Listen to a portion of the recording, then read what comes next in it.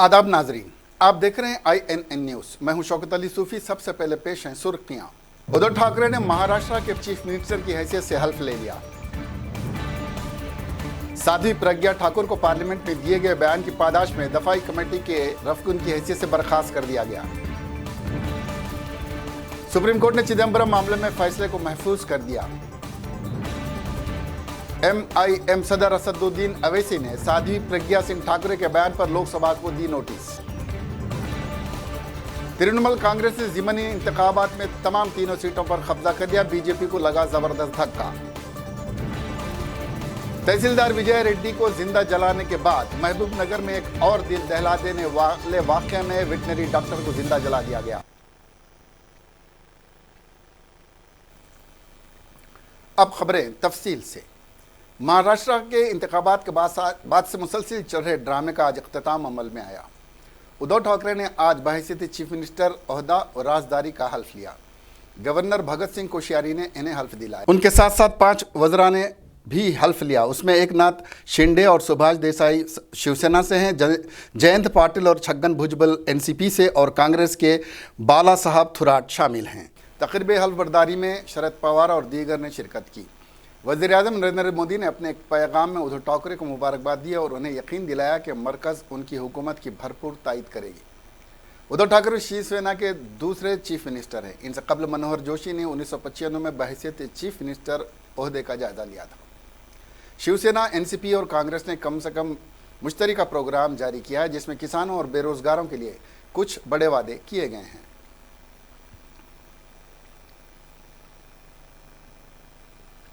छत्रपती शिवाजी महाराजांना वंदन करून आणि माझ्या आई वडिलांचे स्मरण करून मी उद्धव बाळासाहेब ठाकरे ईश्वर साक्ष शपथ घेतो की कायद्याद्वारे स्थापित झाले आहे अशा भारतीय संविधानाबद्दल मी खरी श्रद्धा व निष्ठा बाळगेन। मी भारताची सार्वभौमता व एकात्मता उन्नत राखीन। मी महाराष्ट्र राज्याचा मुख्यमंत्री म्हणून माझी कामे निष्ठापूर्वक ठीक है पार पाडी। यही फ्रेम रखना, ध्यान रखना। भारतीय जनता पार्टी की प्रज्ञा ठाकुर सिंह की जानिब से नाथूराम गौडसे को मुहिब्बे वतन बताए जाने के खिलाफ लोकसभा में जुमेरात को अपोजिशन ने हंगामा किया और कांग्रेस समेत हज़ब इख्तिलाफ की पार्टियों ने ऐवान से वॉकआउट किया। ऐवान की कार्रवाई शुरू होते ही कांग्रेस, तृणमूल कांग्रेस, DMK और मजलिस इत्तेहादुल मुस्लिमीन के अरकान ने प्रज्ञा सिंह ठाकुर के बयान पर हंगामा शुरू कर दिया। लोकसभा स्पीकर ओम बिरला ने कहा कि प्रज्ञा ठाकुर के बयान को ऐवान की कार्रवाई से निकाल दिया गया था। उन्होंने कहा कि अगर उनका बयान रिकॉर्ड में नहीं है तो इस पर बहस किस तरह हो सकती है। वज़ीर दिफा राजनाथ सिंह ने कहा कि अगर कोई नाथूराम गौडसे को मुहिब्बे वतन समझता है तो हमारी पार्टी उसकी मजम्मत करती है। महात्मा गांधी हमारे लिए मिसाली हैं, वो हमारे रहनुमा थे और आगे भी रहेंगे। कांग्रेस के अधीर रंजन चौधरी ने कहा कि प्रज्ञा सिंह ठाकुर ने एक पार्टी को दहशतगर्द पार्टी कहा था, जबकि इस पार्टी से हज़ारों रहनुमाओं ने मुल्क की आज़ादी के लिए कुर्बानी दी थी। ये क्या हो रहा है? क्या ऐवान इस पर चुप रहेगा? महात्मा गांधी के कातिल को मुहिब्बे वतन कहा जा रहा है।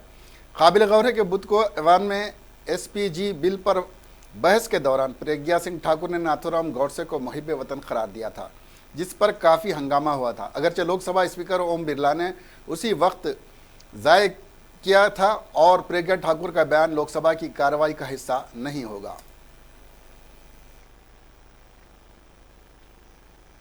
चुप रहेगा, ये सरकार का चुप रहेगा, ये सरकार को खुल कर कहना चाहिए।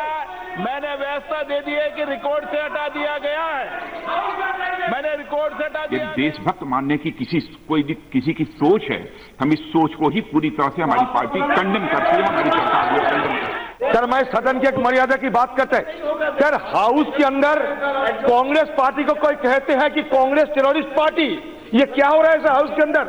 जिस पार्टी की हजारों तादाद के कर्मियों ने, नेताओं ने हिंदुस्तान की आजादी के लिए बलिदान किए हैं, वो कांग्रेस पार्टी को कोई टेररिस्ट पार्टी कह लेते हैं और सर सदन के चुप रहेगा।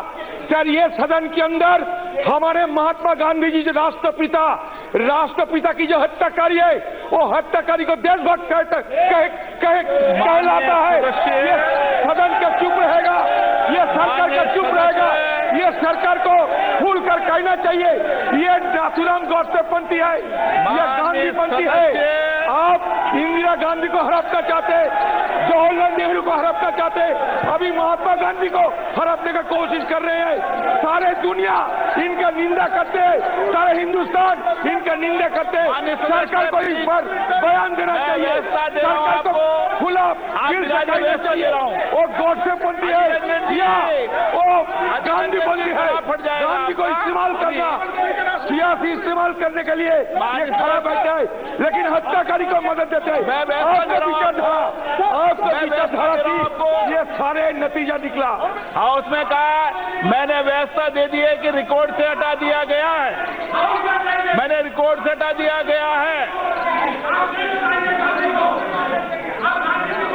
कोर्ट में गया ही नहीं तो हटाने का क्या सवाल? नो, माननीय रक्षा मंत्री ये चुप हैं जब बोले ना, आप बैठिए। नाथूराम प्लीज। दादा अध्यक्ष महोदय, नाथूराम गोडसे को देशभक्त कहे जाने की बात तो दूर, मैं समझता हूं कि यदि देशभक्त मानने की किसी की सोच है, हम इस सोच को ही पूरी तरह से हमारी पार्टी कंडेम करती है, हमारी सरकार को कंडेम करती है। जहां तक महात्मा गांधी का प्रश्न है, महात्मा गांधी हम लोगों के लिए आदर्श हैं और वो पहले भी हमारे मार्गदर्शक थे और भविष्य में भी हमारे वो मार्गदर्शक रहेंगे।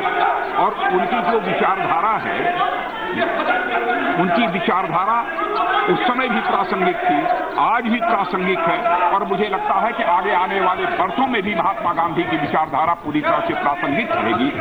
उनके प्रति चाहे कोई किसी भी दल का हो, किसी भी जात का हो, किसी भी मजहब का हो, महात्मा गांधी को सभी अपना आदर्श मानते हैं और उन्हें अपना एक प्रेरणा स्रोत मानते हैं। सुप्रीम कोर्ट ने INX मीडिया मनी लॉन्ड्रिंग मामले में तिहाड़ जेल में बंद साबिक मरकजी वजीर पी चिदम्बरम की जमानत अर्जी पर आज अपना फैसला महफूज रख लिया। Justice AR Bhanumati, justice AS Bopanna और जस्टिस ऋषिकेश राय की बेंच ने इन्फोर्समेंट डायरेक्टरेट की तरफ से पेश सॉलिसिटर जनरल तुषार कुमार मेहता के दलाइल सुनने के बाद फैसला महफूज रख लिया। अदालत ने इन्फोर्समेंट डायरेक्टरेट से अब तक की जांच रिपोर्ट मोहरबंद लिफाफे में तलब की। ईडी ने मिस्टर चिदम्बरम की जमानत अर्जी की मुखालिफत करते हुए दावा किया कि वो जेल में रहते हुए भी मामले के अहम गवाहों को मुतासिर कर रहे हैं। मिस्टर मेहता ने कहा कि इख्तिसादी जराइम संगीन नौयत के होते हैं क्योंकि वो न सिर्फ मुल्क की मईशत को मुतासिर करते हैं बल्कि इंतज़ामिया में लोगों की यकीन को भी ठेस पहुँचाते हैं। उन्होंने कहा कि तफ्तीश के दौरान ईडी को बैंक के 12 ऐसे खातों के बारे में पता चला जिनमें जराइम से हासिल करदा रकम जमा की गई है। एजेंसी के पास अलग अलग मुल्कों में खरीदी गई 12 जायदादों की तफसील भी है। उन्होंने कहा कि जेल में मुजरिमों की मुद्दत को जमानत मंजूर कराने की बुनियाद नहीं बनना चाहिए।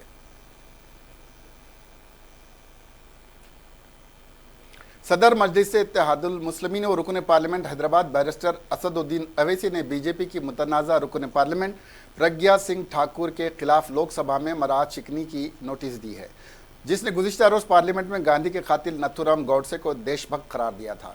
बैरिस्टर अवैसी ने कहा कि गुज़िश्ता रोज़ के वाक़े के सिलसिले में उन्होंने रूल 223 और 224 के तहत एक नोटिस दिया है, जहां भोपाल की रुकन पार्लियामेंट ने नाथूराम गोडसे को मुहिब वतन देशभक्त कहकर साथ ही रुकन पार्लियामेंट ए राजा की तकरीर में खलल पैदा किया था।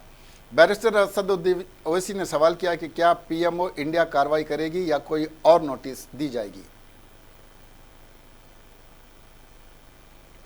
मगरबी बंगाल के 3 असम्बली हलकों में ज़मीनी इंतखाबात में तृणमूल कांग्रेस ने कालियागंज में जीत हासिल करने के साथ खड़गपुर सदर और करीमनगर में सबकत हासिल कर ली है।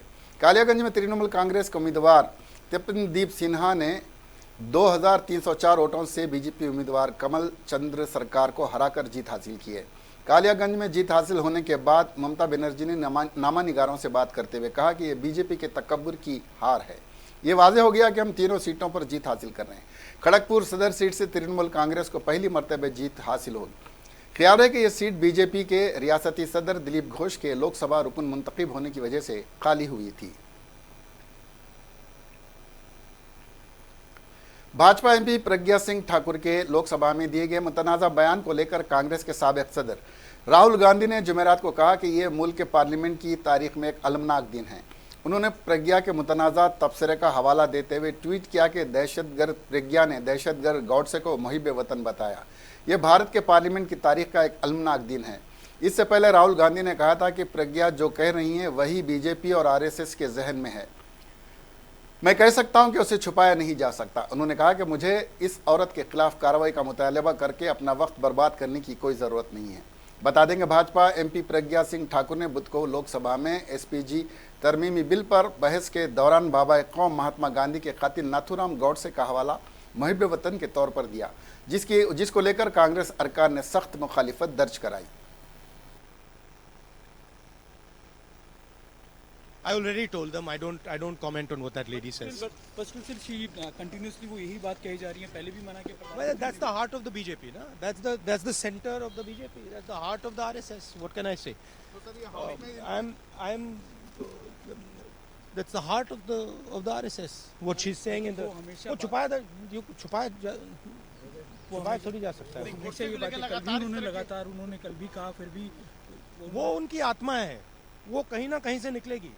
वो उनकी आत्मा है, उसको वो गांधी जी की जितनी भी पूजा करें, वो आत्मा उनकी वो है। Thank you. I don't need to waste my time demanding action about that woman.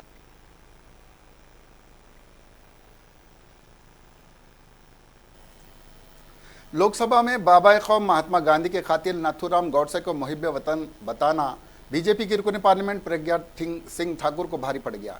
जुमेरात को बीजेपी रुकन पार्लियामेंट प्रज्ञा सिंह ठाकुर को वजारत दिफा की कमेटी से हटा दिया गया है। रुकन पार्लियामेंट प्रज्ञा सिंह ठाकुर के जरिए नाथूराम गौडसे को मुहिब वतन बताने के सिलसिले में बीजेपी के एग्जीक्यूटिव सदर जेपी नड्डा ने कहा कि कल पार्लियामेंट में उनका दिया गया बयान काबिल मजम्मत है। बीजेपी कभी भी ऐसे बयान या नजरिए की हिमायत नहीं करती है। उन्होंने कहा कि हमने प्रज्ञा सिंह ठाकुर को दिफाई उम्र की सलाहकार कमेटी से हटा दिया है और इस सेशन में उन्हें पार्लिमानी पार्टी की मीटिंगों में हिस्सा लेने की इजाज़त नहीं दी जाएगी। गौरतलब है कि मध्य प्रदेश के भोपाल से बीजेपी रुकन पार्लियामेंट प्रज्ञा सिंह ठाकुर को दिफाई उम्र की पार्लिमानी कमेटी के लिए नामजद किया गया था।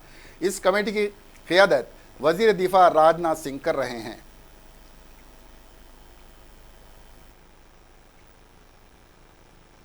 सांसद प्रज्ञा ठाकुर ने संसद में बयान दिया है, वह अति निंदनीय है। भारतीय जनता पार्टी इस तरीके के विचार को कभी सपोर्ट नहीं करती है और हम लोग उसकी निंदा करते हैं। साथ ही साथ जो वो कंसल्टेटिव कमेटी ऑन डिफेंस के सदस्य हैं, मैंने प्रहलाद जी से कहा है और उसको इमीडिएट इफेक्ट से उनको समिति से बाहर किया जाता है, उनको समिति के सदस्य नहीं रहने दिया जाएगा, यही मैं कहना चाहता हूँ। साथ ही साथ इस सत्र में जो हमारी संसदीय पार्टी की बैठक होती है उसमें भी उनको अलाउ नहीं किया जाएगा। वो इस सत्र के में कोई भी जो सेशन चलेगा उसमें वो पार्टिसिपेट, यानी जो पार्लियामेंट्री पार्टी की मीटिंग होगी उसमें वो पार्टिसिपेट नहीं करेंगी। और यह हिदायत दी जाती है कि आगे को व्यवहार की दृष्टि से और विचार की दृष्टि से उनको इस बात को समझना चाहिए और भारतीय जनता पार्टी की विचारधारा को ही आगे बढ़ाने का काम करना चाहिए। वज़ीर-ए-आज़म नरेंद्र मोदी के गैर मुल्की दौरों की काफ़ी चर्चा होती रहती है। अपोजिशन अक्सर वज़ीर-ए-आज़म के गैर मुल्की दौरों पर होने वाले अखराजात को लेकर सवाल उठाता रहता है। मरकज़ी वज़ीर दाखिला अमित शाह ने लोकसभा में बताया कि वज़ीर-ए-आज़म गैर मुल्की दौरों के दौरान लेकर इस बात की तरफ खासा ध्यान रखते हैं कि किसी तरह खर्चों पर कटौती की जा सके। शाह ने बताया कि वज़ीर-ए-आज़म नरेंद्र मोदी गैर मुल्की दौरों में हाल्ट के दौरान 5 स्टार होटल में रात गुजारने की बजाय एयरपोर्ट पर टर्मिनल्स पर ही आराम या नहाना वगैरह पसंद करते हैं। शाह ने कहा कि अपने ज़ाती और आम जिंदगी में वज़ीर-ए-आज़म नरेंद्र मोदी एक बहुत ही नज़्म व ज़ब्त सूरत हाल का इस्तेमाल करते हैं। शाह ने बताया कि जब वज़ीर-ए-आज़म नरेंद्र मोदी गैर मुल्की दौरों पर जाते हैं तो अपने साथ 20% तक कम स्टाफ ले जाते हैं। इसी तरह वज़ीर-ए-आज़म मोदी ने सरकारी वफ्द के लिए बड़ी तादाद में कारों के इस्तेमाल पर भी पाबंदी लगाई है। पहले अफसर अलग अलग कारों में जाते थे, लेकिन अब वो बस या किसी बड़ी गाड़ी में ही एक साथ ही जाते हैं।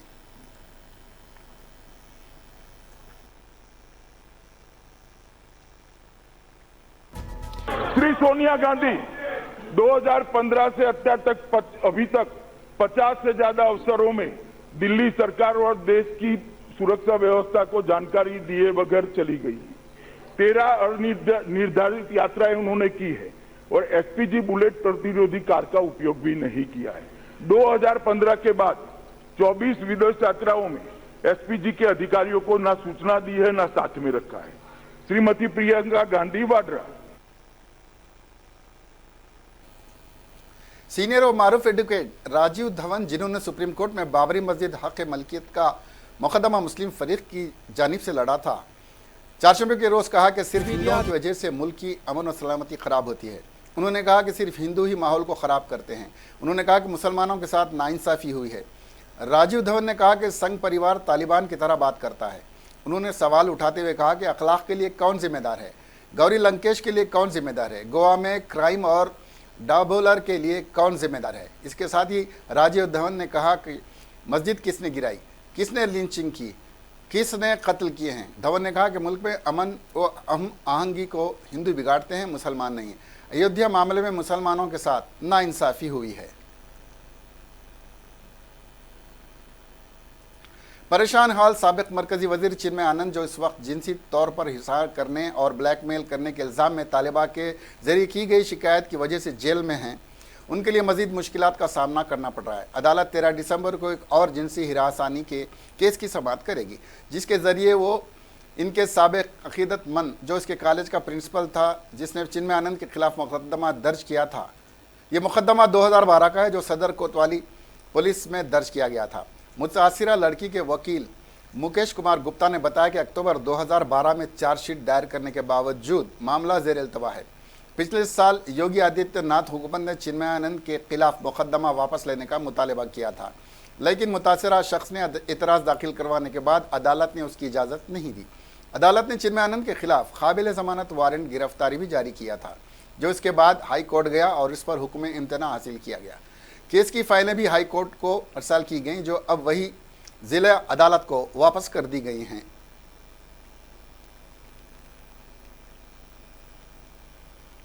डेमोक्रेट जमहूरिया कांगो में मूसलाधार बारिश से मची तबाही की वजह से कम 41 अफराद की जान चली गई और तकरीबन 4,30,000 अफराद बारिश के बाद सैलाब से मुतासिर हुए हैं।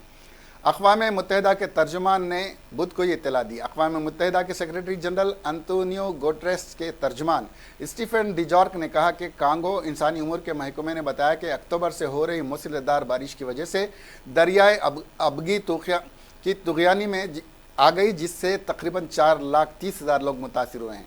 तर्जुमान ने कहा कि अक़वाम मुत्तहिदा और दीगर लोगों की इमदाद से हुकूमत की तरफ से मुतासरा अफराद को पनाहगाह, पानी और खाने की अशिया को तकसीम करने का मनसूबा बनाया गया है।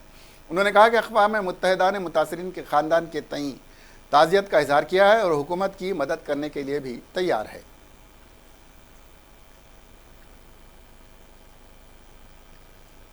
कांग्रेस के रहनुमा राजीव त्यागी ने जुमेरात को कहा कि बीजेपी कायदीन महज तकारीर करने के बजाय लोगों के लिए काम करे। उन्होंने कहा कि मैं बीजेपी को एक नसीहत करना चाहता हूं कि वो सिर्फ तकरीरें नहीं करें, बल्कि उन्हें अवाम के लिए पॉलिसियां बनानी चाहिए और उनके लिए काम करना चाहिए। बीजेपी का मसला यह है कि वो बहुत कुछ बोलते हैं लेकिन बहुत कम करते हैं। इसके 2 दिन बाद जब बीजेपी के देवेंद्र फडणवीस ने महाराष्ट्र के चीफ मिनिस्टर की हैसियत से इस्तीफ़ा देने का उस वक्त ऐलान किया, जिसके चंद ही घंटे कबल सुप्रीम कोर्ट ने रियासती असेंबली में फ्लोर टेस्ट देने का हुक्म दिया था। अपनी बात जारी रखते हुए त्यागी ने कहा कि बीजेपी ने गैर जमहूरी तरीके से महाराष्ट्र में हुकूमत बनाई। सुप्रीम कोर्ट ने उन्हें आईना दिखाने की कोशिश की।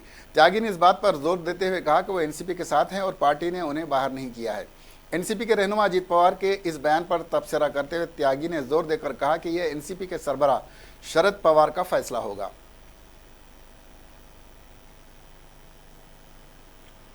All India Muslim personal law board के सेक्रेटरी जफर याब जिलानी ने कहा कि वो अयोध्या राजी मिल्कियत मुकदमे में सुप्रीम कोर्ट के फैसले के खिलाफ 9 दिसंबर से कबल नजरसानी की अपील दाखिल करेंगे। उन्होंने कहा कि personal law board supreme court में रिव्यू पिटीशन दाखिल करने के अपने फैसले पर अटल है।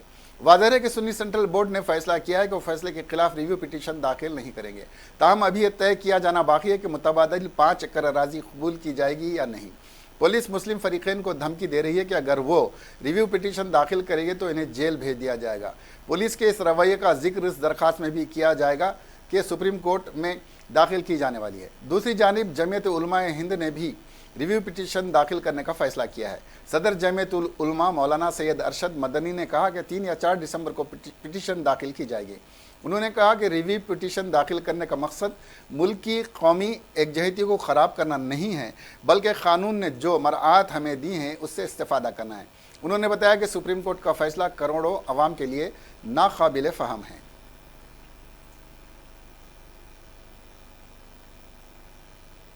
मगरबी बंगाल असेंबली में तृणमूल कांग्रेस हुकूमत और गवर्नर के दरमियान तल्खी देखने के बाद जगदीप धनखड़ ने वजीर आला ममता बनर्जी को लेकर बड़ा दावा किया है। उन्होंने बुध के रोज सिलसिलावार ट्वीट करते हुए कहा कि वजीर आला ने उनके लिए मुबैना तौर से कहा, तू चीज़ बड़ी है मस्त मस्त। गवर्नर धनखड़ ने के एक ट्वीट में बंगला अखबार की खबर को शेयर किया है।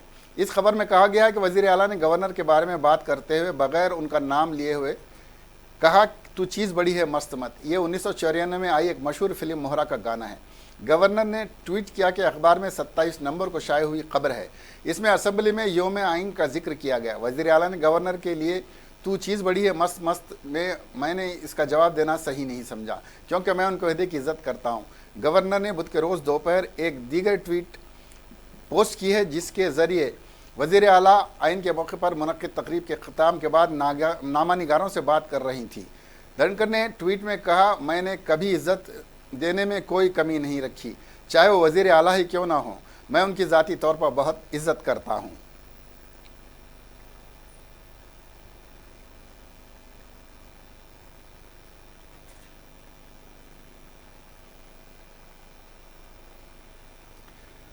बीवी को गोली मारकर उसकी नाश को सड़क पर फेंकने वाले शख्स को गिरफ्तार कर लिया गया है। 4 शुमे के रोज पुलिस ने बताया कि साथ में इसके 2 साथियों को भी हिरासत में ले लिया गया है। अपने 2 रिश्तेदारों 24 साला शुभम और 26 साला बादल की मदद से 21 साला साहिल चोपड़ा ने अपनी 20 साला बीवी नैन्सी को कत्ल कर दिया। इसी साल मार्च में साहिल और नैन्सी ने खुद लव मैरिज की थी, मगर दिल्ली पुलिस ने कहा कि शादी के फौरी बाद दोनों के रिश्ते में खटास पैदा हो गई थी। कोई नाहगानी वाक़या पेश आने का शुबा होते हुए नैन्सी के घर वालों ने 11 नवंबर के रोज़ पुलिस को जानकारी दी और पुलिस ने साहिल को शुबे की बुनियाद पर गिरफ्तार कर लिया। तफ्तीश के दौरान उसने अपनी ही बीवी के कत्ल का इकबाल जुर्म किया। इसकी जानकारी की बुनियाद पर पुलिस ने नैन्सी की नाश हरियाणा में पानीपत रिफाइनरी के करीब से दस्तयाब की। मज़कूरा तीनों मुलजमीन को द्वारका अदालत में पेश किया गया, जहाँ से इन्हें 2 रोज़ पुलिस की रिमांड में भेज दिया गया है।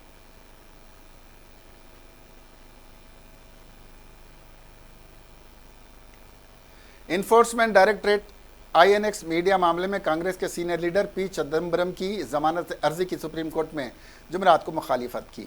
एजेंसी ने दावा किया कि वो जेल में रहते हुए भी मामले के अहम गवाहों को मुतासिर कर रहे हैं।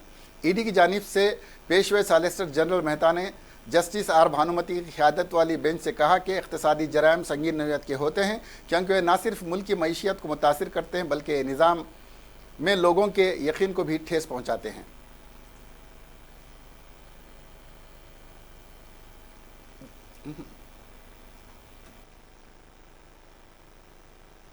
जिले गाजियाबाद वाक़े लोनी इलाके में बीजेपी रुकन असम्बली नंदकिशोर गौजर और उनके 10 साथियों के खिलाफ मारपीट का मुकदमा दर्ज किया गया है।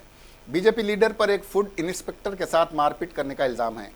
SP नीरज कुमार ने बताया कि 2 दिन कबल लोनी के रुकन असम्बली का फूड इंस्पेक्टर के दफ्तर में किसी बात के हवाले से तनाज़ा हो गया था और इसी तनाज़े की वजह से दोनों में हाथापाई हो गई। रुकन असम्बली समेत तकरीबन 10 अफराद के खिलाफ सरकारी दफ्तर में घुसकर मारपीट करने और सरकारी काम में रुकावट पैदा करने के इल्ज़ाम में मुकदमा दर्ज किया गया है। पुलिस मामले की जांच कर रही है। इक़्तिसादी बहरान का सामना कर रही टेलीकॉम कंपनियों के खर्च का बोझ अब मोबाइल फ़ोन कस्टमर पर पड़ने वाला है। मोबाइल फ़ोन कस्टमर के लिए 21 दिसंबर से कॉल करना और इंटरनेट का इस्तेमाल करना महंगा हो सकता है, क्योंकि 21 दिसंबर से मुल्क में मोबाइल टैरिफ बढ़ सकता है। दरअसल टेली मुआसिलाती रेगुलेटरी ट्राई ने फ़िलहाल टेलीकॉम कंपनियों की जानिब से किए जाने वाले टैरिफ में किसी भी तरह के दखल से इनकार किया है। ट्राई का कहना है कि कम से कम कीमत तय होने से वो ट्रैफिक में इजाफे के अमल में कोई दखल नहीं डालना चाहता है। हाल ही में ट्राई ने टेलीकॉम सेक्टर से जुड़े लोगों के साथ एक मीटिंग की थी। इसमें एक टेलीकॉम के ग्रुप ने कम से कम कीमत तय करने की बात कही थी, तो दूसरे ग्रुप ने इसकी मुखालिफत की थी। इसके बाद रेगुलेटर ने फ़िलहाल इस पर गौर करने से इनकार कर दिया है। टेलीकॉम सेक्टर से जुड़े लोगों की माने तो कंपनियां टैरिफ में 10 से 15% का इजाफा कर सकती हैं। माहिरीन का कहना है कि AGR पर सुप्रीम कोर्ट के फैसले के बाद टेलीकॉम कंपनियों पर देनदारी का दबाव बढ़ गया है। ऐसे में कंपनियां टैरिफ बढ़ाकर उसको पूरा करना चाहती हैं। अगर कंपनियां 10% का इजाफा करती हैं तो इससे उन्हें अगले 3 सालों में 35,000 करोड़ रुपए वसूल हो जाएंगे।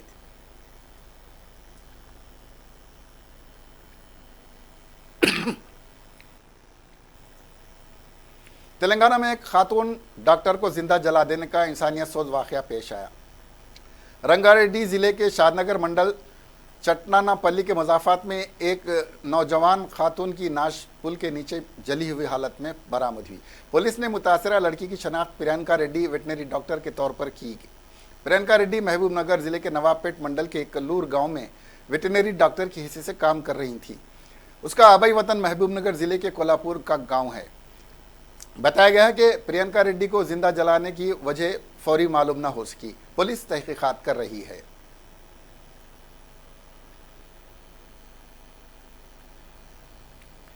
वरंगल के हनमकुंडा में एक 19 साल लड़की का बेदर्दी से कत्ल कर दिया गया।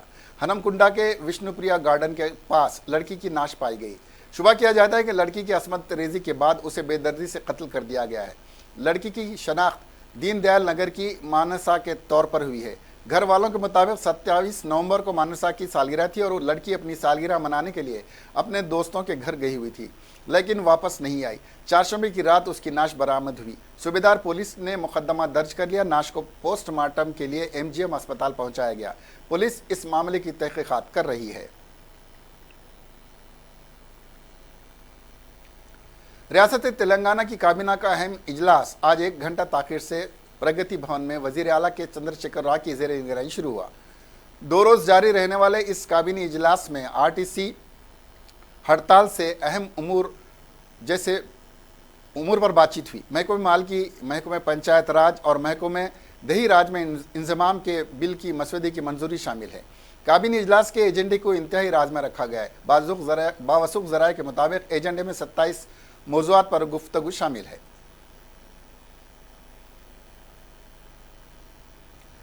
रियासती अक़लियती मालियाती कारपोरेशन ने रियासत के अक़लियतों को एम्प्लॉयमेंट ट्रेनिंग और प्लेसमेंट स्कीम के तहत रोज़गार से मरबूत तिब्बी और इंफॉर्मेशन टेक्नोलॉजी की तरबियत की फराहमी के लिए रियासत के 16 NGOs को 65 मुख्तलिफ तरबियती कोर्स की जिम्मेदारी सौंपी है। एक प्रेस कॉन्फ्रेंस से खिताब करते हुए सदर नशीन कारपोरेशन सईद अकबर हुसैन ने बताया कि कोर्सेज़ की मुख्तलिफ मुद्दतें मुकर्रर हैं, जिसमें 8वीं जमात से डिग्री तक की तालीम को लाजमी करार दिया गया है। इन कोर्सेज़ की तकमील के लिए NGOs को कारपोरेशन के ट्रेनिंग पार्टनर की हैसियत से मुंतखब किया गया है।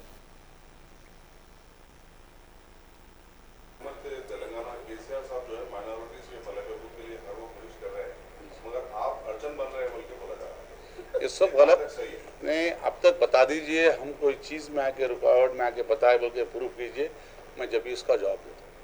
स्विंग मशीन अभी तक किए नहीं गए, उसका टेंडर फाइनल नहीं हुआ। और दूसरी चीज, कल जो है ड्राइवर का मूनर स्कीम की भी थी, उसका भी टेंडर फाइनलाइजेशन नहीं हुआ। क्यों सर? ड्राइवर ऑनर कम की जो स्कीम है उसका अब तक टेंडर नहीं बुलाया गया।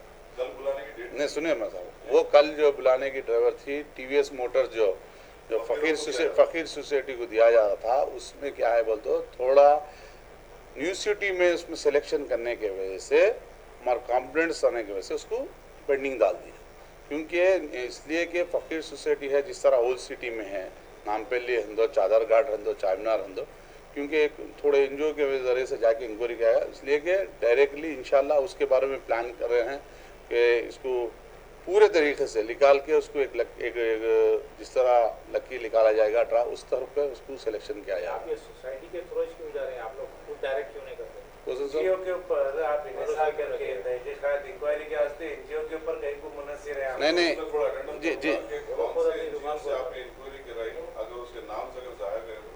इंशाल्लाह जिस तरह हमको ये फकीर सोसाइटी जो से रिप्रेजेंटेशन आया था, तो उनको ये मोपेड्स देंगे क्योंकि कारोबार करते हमारे पास इसका गरीब। आखिर में सुर्खियां एक बार फिर। उद्धव ठाकरे ने महाराष्ट्र के चीफ मिनिस्टर की हैसियत से हल्फ ले लिया। साध्वी प्रज्ञा ठाकुर को पार्लियामेंट में दिए गए बयान की पादाश में दफाई कमेटी के रफकुन की हैसियत से बर्खास्त कर दिया गया। सुप्रीम कोर्ट ने चिदम्बरम मामले में फैसले को महफूज कर दिया। MIM सदर असदुद्दीन अवैसी ने साध्वी प्रज्ञा सिंह ठाकुर के बयान पर लोकसभा को दी नोटिस। तृणमूल कांग्रेस ने ज़िमनी इंतखाबात में तमाम तीनों सीटों पर कब्जा कर लिया। बीजेपी को लगा जबरदस्त धक्का। तहसीलदार विजय रेड्डी को जिंदा जलाने के बाद महबूबनगर में एक और दिल दहला देने वाले वाकये में वेटनरी डॉक्टर को जिंदा जला दिया गया। अब हमें दीजिए इजाजत, देखते रहिए INN चैनल। खुदा हाफिज।